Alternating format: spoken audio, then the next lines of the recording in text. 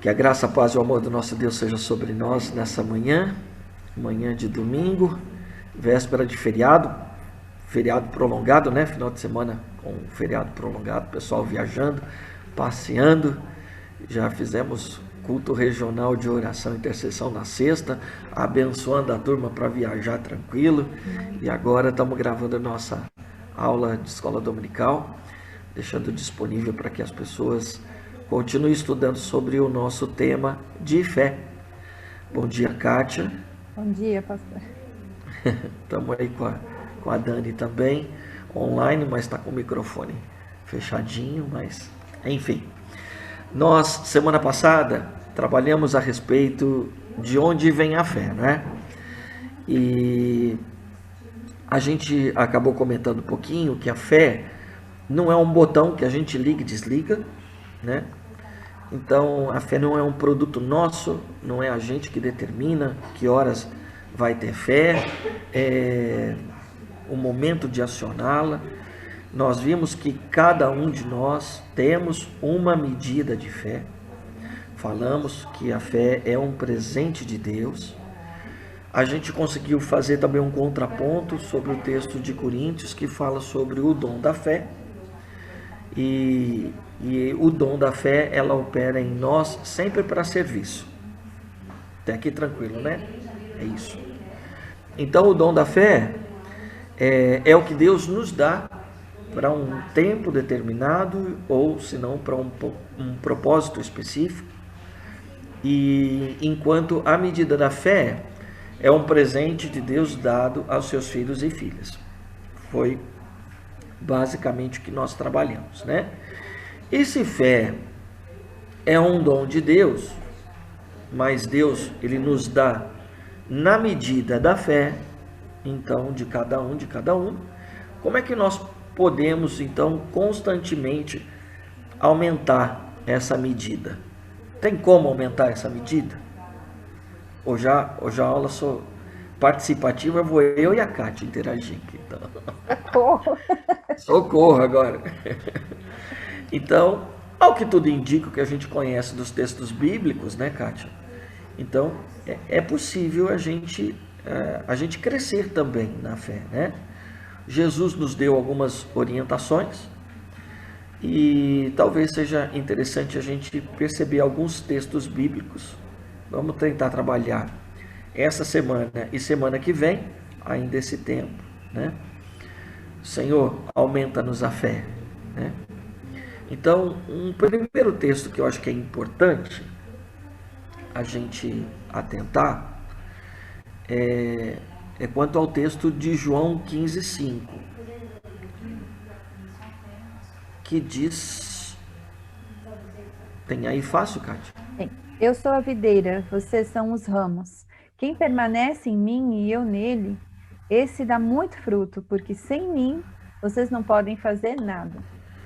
Então, a gente tem aqui uma necessidade de caminhar com Ele, viver com Ele. Então, nós estamos falando de andar em intimidade com Deus.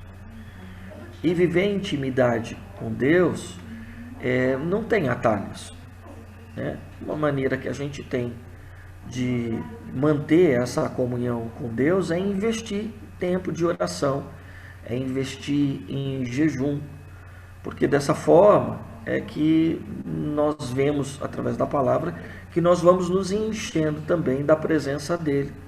Vamos alinhando os nossos corações, nossas vontades com a vontade de Deus. E se a fé vem dEle, então nada mais, nada menos do que a gente caminhar em unidade com Ele, em intimidade com Ele, né?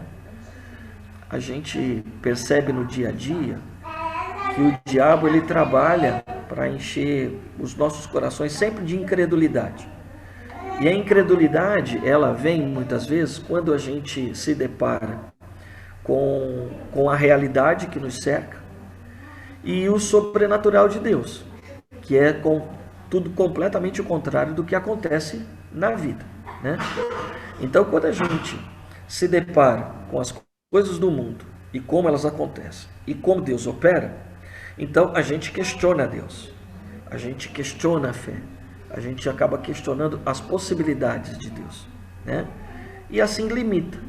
Daí começa a surgir também a incredulidade. Então, Deus, ele precisa continuar aumentando a nossa fé, na medida que a gente vai andando com Ele intimamente, né? E isso é um presente de Deus. Então, se é um presente de Deus, caminhando com Ele, Ele vai nos enchendo, Ele vai nos presenteando e essa medida vai aumentando, né?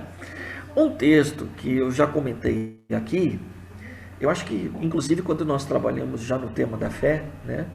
Eu acho que a gente já falou sobre esse texto de Mateus 17, né? Que é um texto que eu falo que é um tanto quanto controverso, né?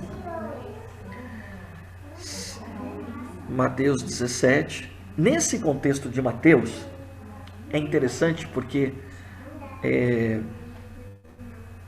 exatamente nos primeiros versos, Jesus está lá com a experiência com os discípulos. Pedro, Tiago e João, no Monte da Transfiguração. Né? Então, se alguém tinha que estar cheio de fé, eram esses meninos, né? Acabaram de ter uma experiência extraordinária, né? Então, eles estão tão cheios de êxtase que eles não querem nem descer, né?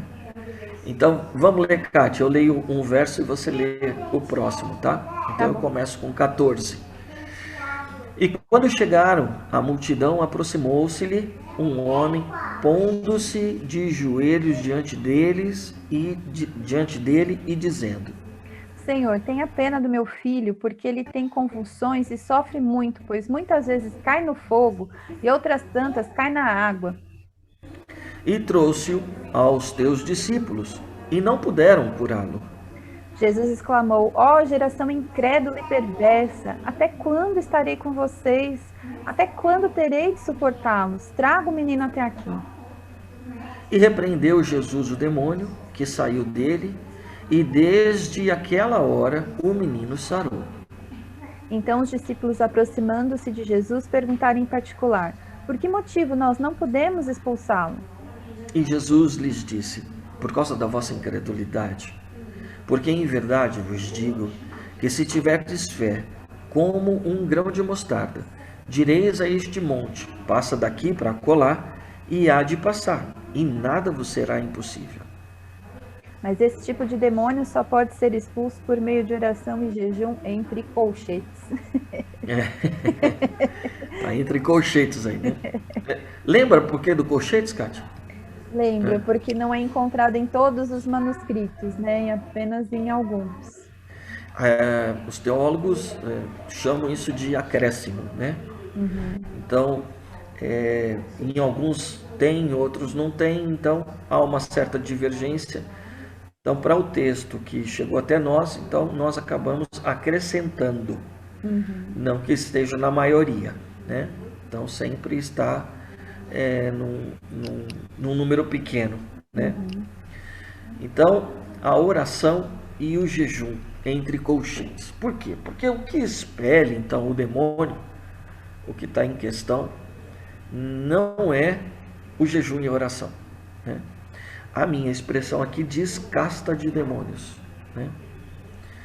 Então, uma coisa que eu sempre trabalho nesse texto é que a incredulidade, ela está presente tanto no pai, né, que ele está questionando Jesus por que é que os discípulos não conseguem, e também nos discípulos. Então, algo que para mim é muito claro é que a incredulidade aqui é o que precisa ser quebrado no texto, né? Essa é a minha interpretação.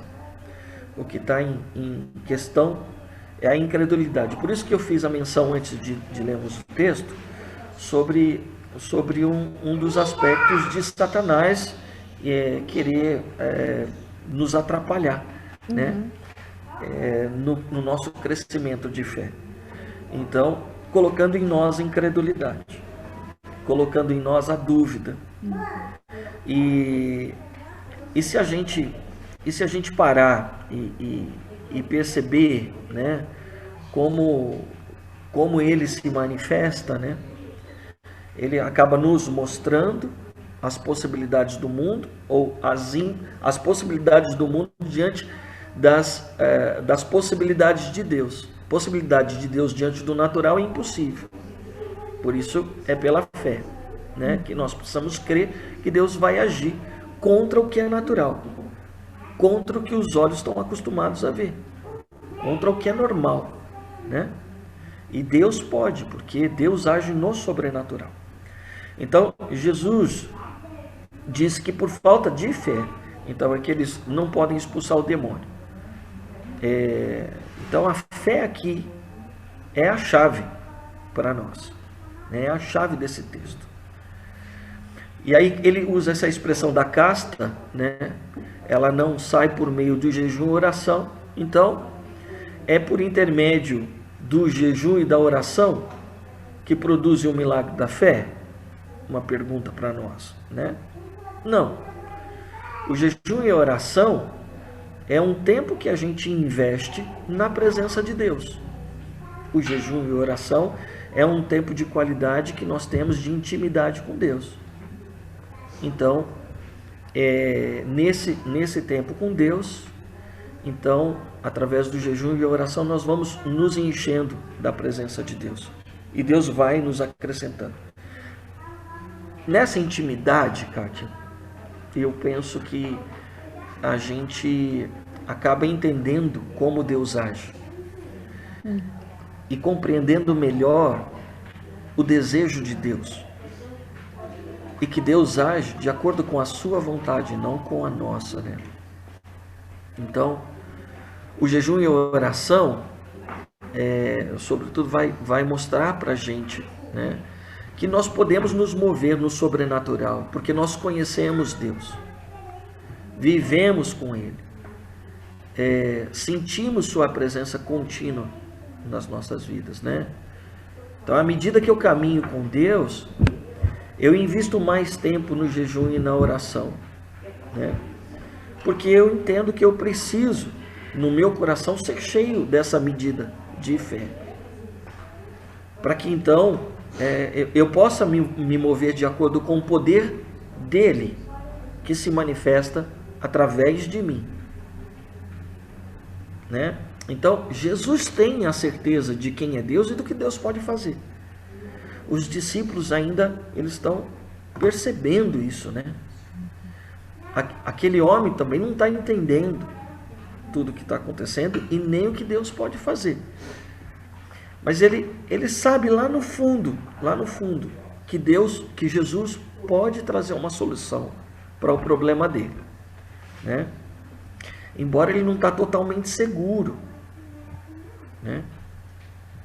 Então, a fé é que vai produzir o milagre. Por isso que desde o começo eu estou falando que fé é trazer para o mundo físico, para o mundo natural, o sobrenatural de Deus.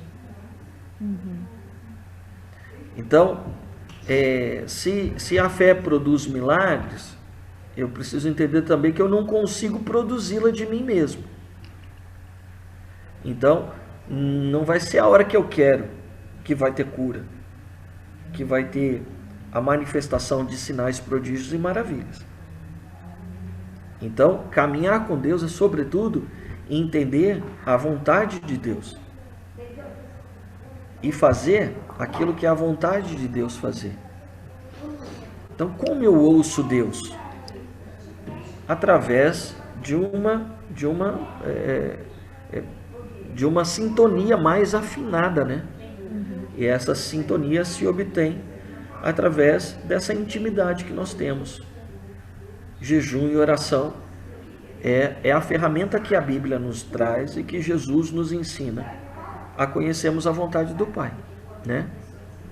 Tranquilo, Kátia? Tranquilo. Perguntas, colocações? Por enquanto, não. Então, tá bom. Então, mas à medida que eu jejuo e oro, então, eu clamo a Deus, eu admito também, agora, a minha fraqueza, né? Quando eu oro, quando eu jejuo, eu estou dizendo para Deus que eu preciso dele. E que sem ele eu não vou conseguir realizar a obra que ele está colocando nas minhas mãos. E é muito interessante esse aspecto, porque ele já abre também um caminho para nós entendermos uma segunda orientação que Jesus nos dá, né? Então, sem Ele não temos fé o suficiente para poder realizar sua obra. Então, quem caminha com Deus intimamente, vai ter o seu coração cada vez mais preenchido de fé. E aí vai saber do que Deus é capaz. Vai saber com discernimento como Deus quer operar em determinada situação, né? E aí a sua vontade vai prevalecer, tá? Esse segundo aspecto, né? Tem um texto, que é um texto de Lucas, que eu quero compartilhar com vocês também. Lucas 17, versos de 5 a 10. Que é quando os discípulos, então, pedem para Jesus aumentar a fé. Disseram então os apóstolos ao Senhor: acrescenta-nos a fé. Como é que está na tua versão? Aumente-nos a fé. Aumente-nos a fé, né?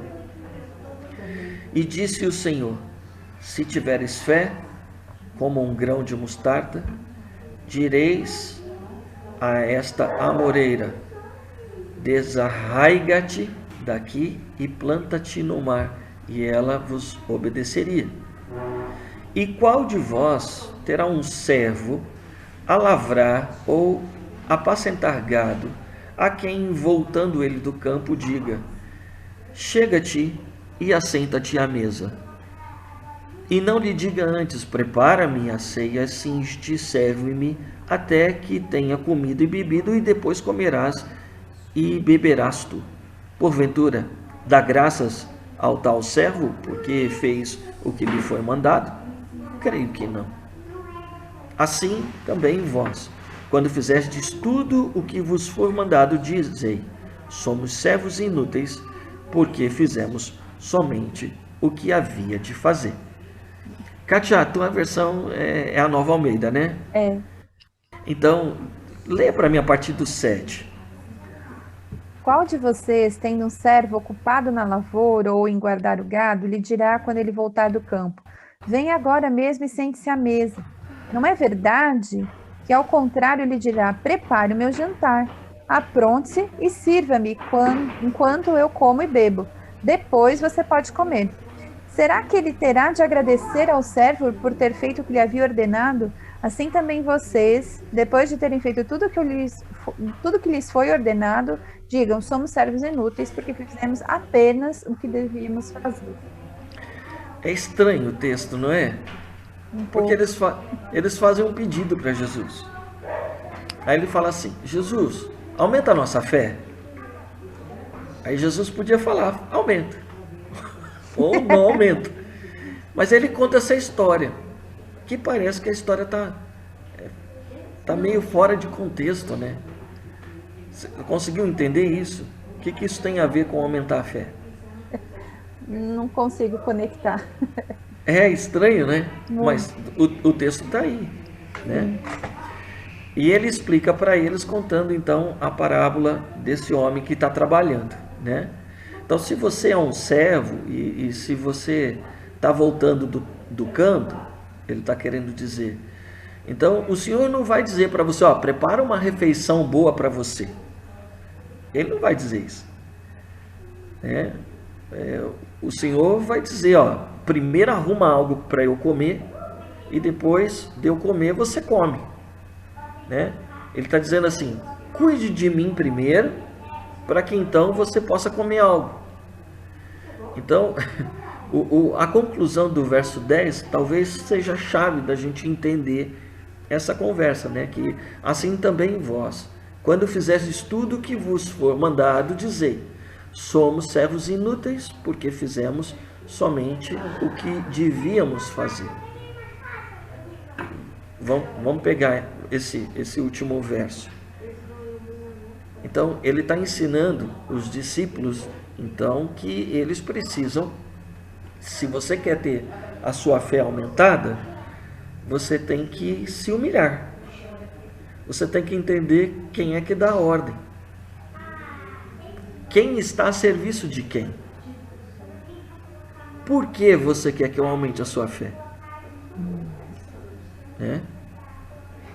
Então, talvez aqui, fazendo essas perguntas, por isso que eu falo, vamos olhar para o texto bíblico e vamos começar a perguntar para ele.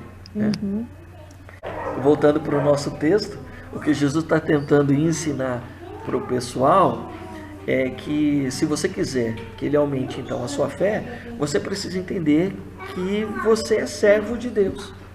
Você é servo dele e não o contrário.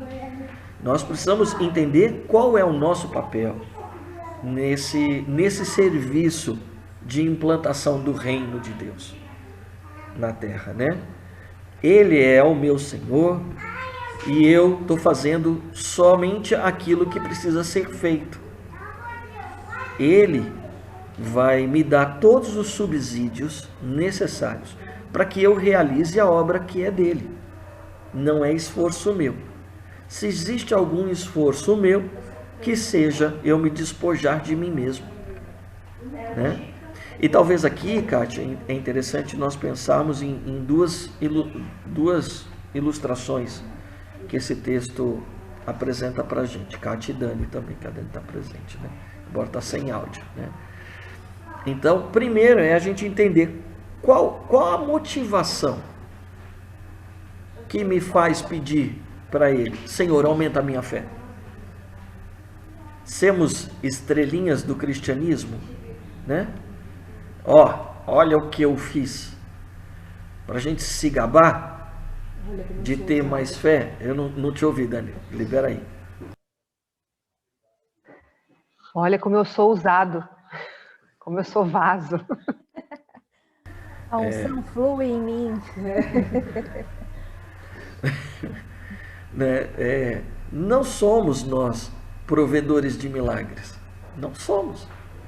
Não somos nós provedores de prodígios e maravilhas. Não vem de nós. Então, essa motivação para pedir mais fé, ela está errada? Completamente. Para que eu saia, para que eu me sobressaia, para que eu apareça, está errado. E é isso que ele está querendo dizer com essa parábola, que parece que está sem sentido para a gente. Mas ela faz todo sentido. Porque a nossa tendência é essa mesmo. A gente apareça e ele diminua. Não, que eu diminua e ele apareça. Então, você quer ter mais fé para usá-la para o seu benefício? Né? Para reivindicar com fé a Deus, carro moderno, a sua casa nova, um emprego tão sonhado, ou seja lá o que for, errado. Esse motivo não está certo. Nós somos apenas servos e somos servos inúteis. Por quê? Porque a gente só faz o que ele manda. Porque quando a gente tenta fazer alguma coisa que ele não mandou fazer, a gente dá com os burros na água. As coisas que a gente tem conversado nos nossos últimos encontros, Kátia, é exatamente isso. Então, só há utilidade quando nós reconhecemos que nele há a orientação correta. Nele está o verdadeiro ensinamento, né? Então, o que nós precisamos fazer? A gente precisa tomar o nosso caminho e nos humilharmos. Nós precisamos tomar o nosso coração de servo e entregar tudo nas mãos dele e falar: Senhor, eu preciso te seguir, eu preciso te servir. Ele é o Senhor, é Ele o dono da seara, é Ele o Senhor da igreja e nós somos seus servos. Uma segunda ilustração que eu acho que é importante a gente perceber aqui é que nós precisamos andar em humildade para que Deus então aumente a nossa fé, né? E se a gente deve andar diante de Deus em humildade, para que Ele nos dê fé, isso vai acontecer. Eu não posso pensar que é por minha causa, que quando eu quero, eu vou me mover por fé, né? O poder é dele, os milagres são ele que realiza, né? Então, só para que eu possa dizer amanhã ou depois, puxa, viu o que eu fiz? Nossa, viu como Deus se manifestou através da minha vida? Rapaz! E às vezes quando acontece, eu já me senti assim várias vezes. Me senti orgulhoso, né, por ver acontecer, né, e isso está errado, porque Ele não divide a sua glória com ninguém, nem conosco.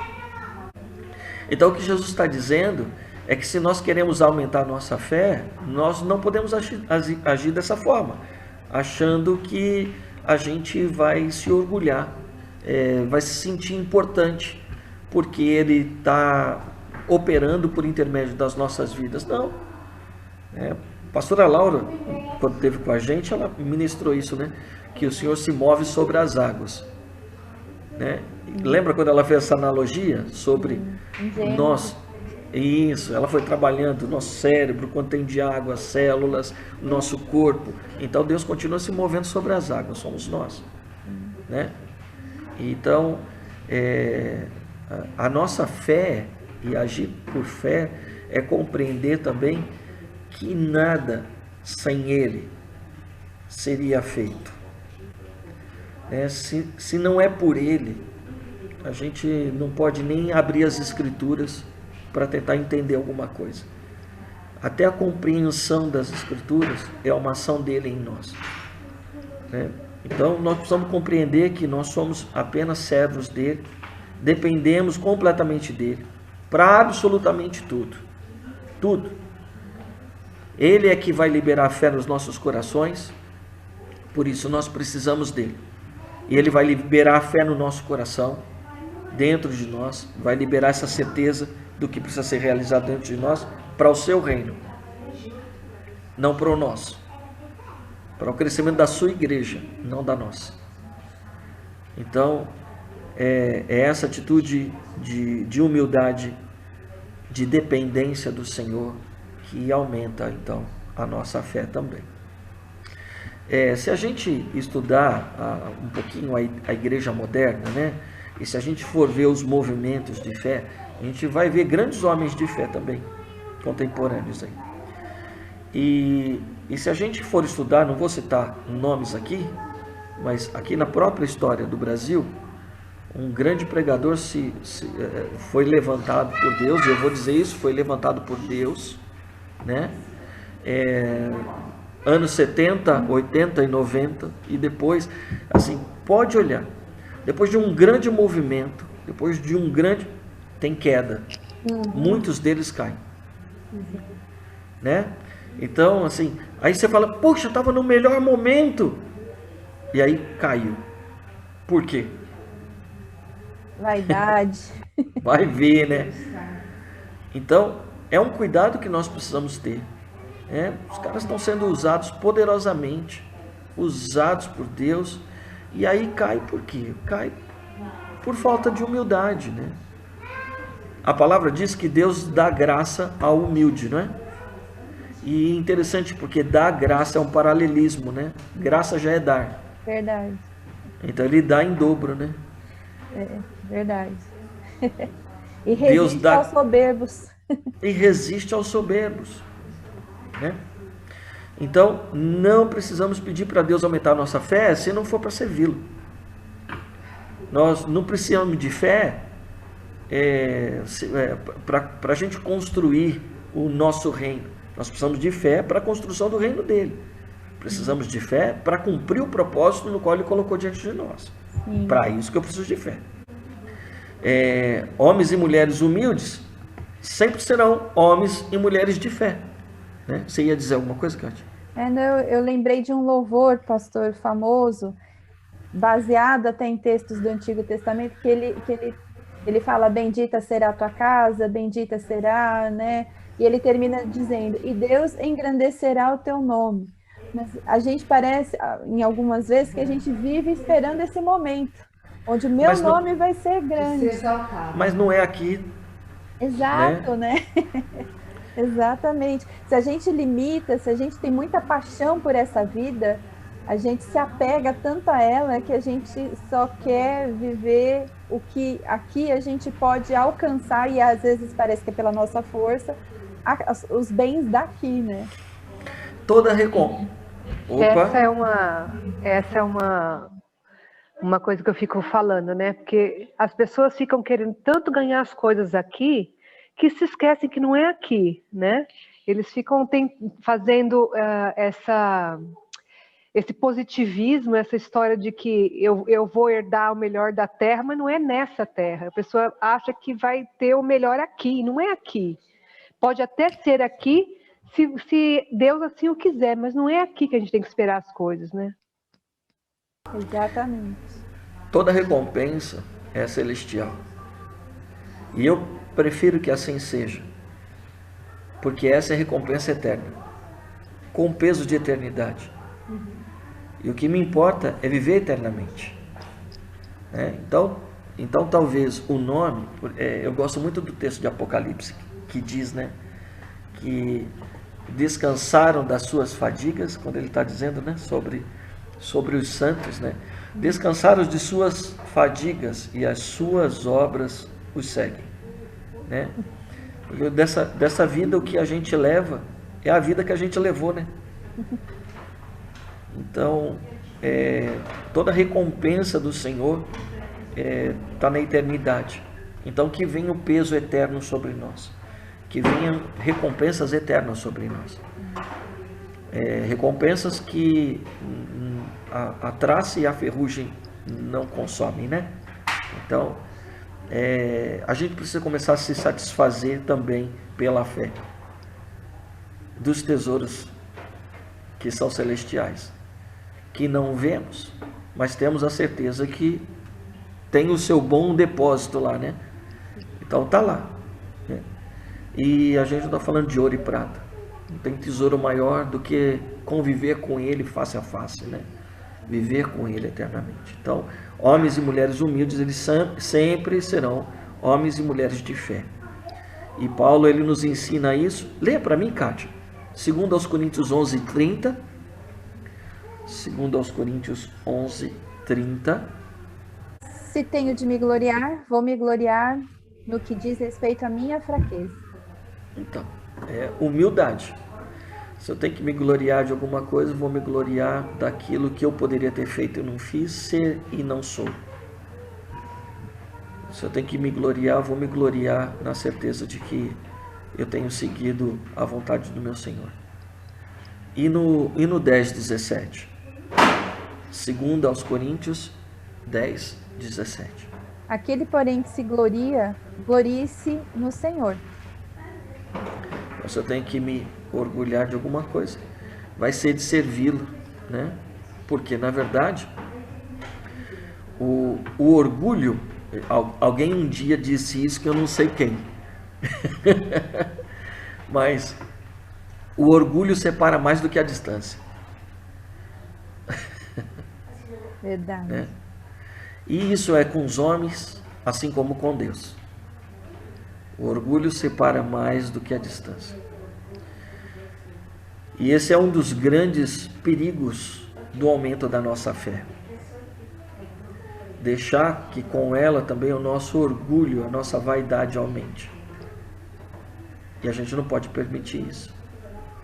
Jesus deixou isso muito claro nessa parábola, por quererem, né, bênçãos pessoais, é que algumas pessoas andam gastando tempo com jejum e oração.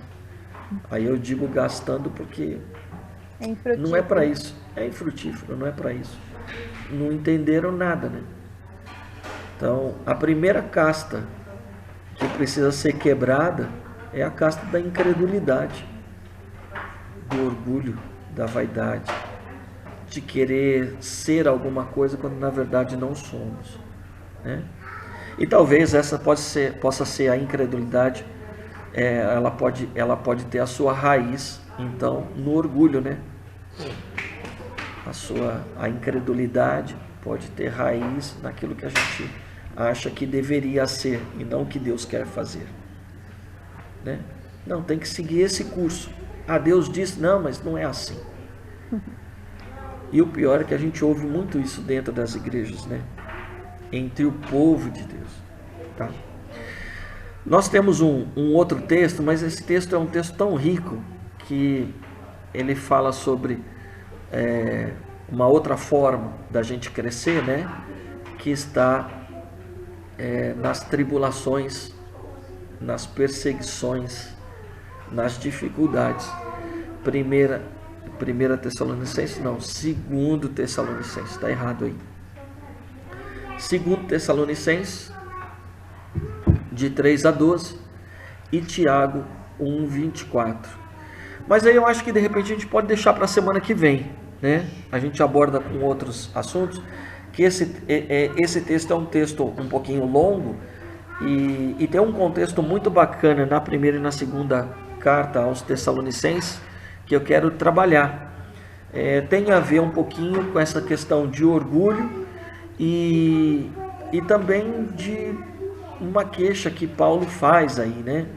Tem um povo folgado nessa comunidade aí. E da primeira e da segunda carta, embora ela não seja muito distante, a primeira da segunda carta, a gente vê que ele escreve a segunda, porque aquilo que ele chama a atenção na primeira carta, ele percebe que em pouco tempo, os caras, ao invés de assimilar aquilo que ele orientou, os caras pioraram a situação. E isso está impedindo alguns de crescerem, entretanto, outros estão crescendo. E diz o texto que estão crescendo muito por conta dessa dificuldade. Paulo consegue perceber, mesmo ao que tudo indica, Paulo está em Corinto, né? Enquanto ele escreve aos Tessalônicos, né? As pessoas que estão em Tessalônica, né? Os Tessalonicenses, né? Aos que estão em Tessalônica, que é a cidade, né? E aí ele mesmo à distância está percebendo o quanto essa tribulação, essa dificuldade está fazendo-os crescer, né? E a fé deles aumenta cada vez mais. Vamos trabalhar mais esse aspecto e um outro aspecto semana que vem, então. Pode ser assim? Pode. Fechado? Fechado. Eu só queria fazer uma menção rápida. Faça, Kátia. Essa leitura que a gente começou a aula de hoje, né?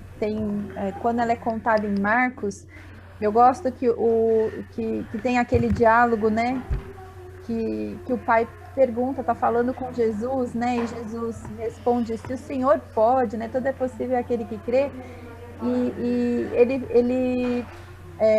ele fala, o pai fala, né? Jesus pergunta: você crê? E ele fala: eu creio, mas me ajude com a minha falta de fé. Eu acho muito curioso, porque ele percebe, ele crê, mas ele entende que talvez ele não tenha a relação completa do que Deus pode fazer, e ele reconhece, né, a pequenez dele diante de Jesus. Me ajuda com a minha falta de fé. Ele assume que crê, porque não é algo totalmente, né, ele não foi procurar Jesus e os discípulos, no caso ali, né, à toa, mas ele de fato não tinha uma fé tão profunda, né? E esses aspectos, né, de um olhar de um evangelho para outro, eles, quando a gente estuda teologia, a gente vai perceber que o escritor, ele faz questão de colocar alguns textos de acordo com a necessidade daquela comunidade, né? Então, que a vontade de Deus prevaleça sobre nós, né? Então, e que a gente possa dizer, né, que não temos às vezes, porque a gente às vezes por orgulho e vaidade a gente quer dizer, imagina, eu tenho 20, 30 anos de igreja, como é que eu vou dizer que eu não tenho fé? Mas se você, né, se o Espírito Santo revelar no seu coração examinado que não há, que você tenha coragem de confessar, que a gente possa confessar: Senhor, isso não é uma questão clara para mim, me perdoa, me ajuda com a minha falta de fé. o primeiro sinal, Kátia, é quando eu pergunto para o crente: se você morrer hoje, para onde você vai? Ai, pastor, eu não sei. Jesus, ilumina esse coração, Pai. Não entendeu o básico, né? Nós somos salvos pela fé e não por aquilo que nós fazemos. Então as pessoas, elas têm como base: eu não sei para onde eu vou porque eu ainda não sou perfeito como Jesus era. E nem vai ser, não seremos. Nessa vida não. Seremos aperfeiçoados por Ele, mas mesmo assim é na ressurreição que de fato a perfeição se estabelecerá sobre nós. Amém. Né? Mas por enquanto, a mínima fé que o Senhor colocou dentro de nós, precisamos dar vazão a ela e precisamos permitir com que o Espírito Santo continue nos revelando a graça e o amor de Deus. Amém. Né? Então eu vou dizer, a palavra não é um exagero, né? É muito dolorido a gente perceber pessoas que estão dentro da igreja 10, 20, 30 anos e não tem a certeza da salvação, não entendeu isso ainda. Veja os perigos de uma religiosidade, tá? Então, que o Senhor continue nos ressignificando e nos dando motivação. Amém. Amém? Amém. Vamos orar? Vamos. Ora por nós, que o barulho está grande aqui em casa. Ora sim. Tá bom. Senhor querido, obrigada, Pai, por essa aula, obrigada por esse momento contigo, Senhor, onde o Teu Espírito Santo é o nosso maior e melhor professor.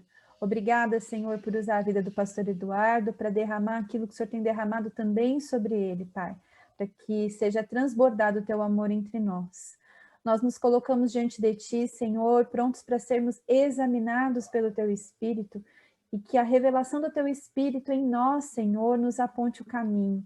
Aquilo, Senhor, que nós precisamos trabalhar contigo, Senhor, nossos momentos de intimidade, de oração e jejum, Senhor, para que possamos viver verdadeiramente a Tua vontade, Senhor, não um protocolo social, não um protocolo religioso, Senhor, mas aquilo que verdadeiramente é um relacionamento contigo, onde a gente possa Te ouvir, escutar a Tua vontade, Senhor, em um lugar também onde a gente possa descansar no Teu colo, Pai. Nos ensina, Senhor, a prosseguirmos nesse caminho, para que a nossa fé, Senhor, tenha perseverança, sim, mas tenha motivação certa, Pai, em você, para que o Teu nome, Senhor, seja engrandecido e não o nosso. Nos ajuda, Senhor, muitas vezes com a nossa pequena fé, nos mostra, Senhor, para que possamos nos desenvolver em você.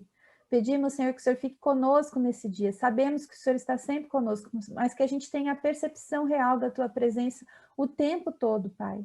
E que o Senhor inspire a mensagem de hoje à noite e que possamos continuar sendo alimentados também para alimentar, Pai. Em nome de Jesus, nos colocamos diante de Ti. Abençoa os alunos que não puderam estar presentes. Abençoa, Senhor, essas vidas que estão assistindo esse vídeo agora pelo YouTube, Pai. Que a Tua boa semente caia em terreno fértil. Em nome de Jesus. Amém.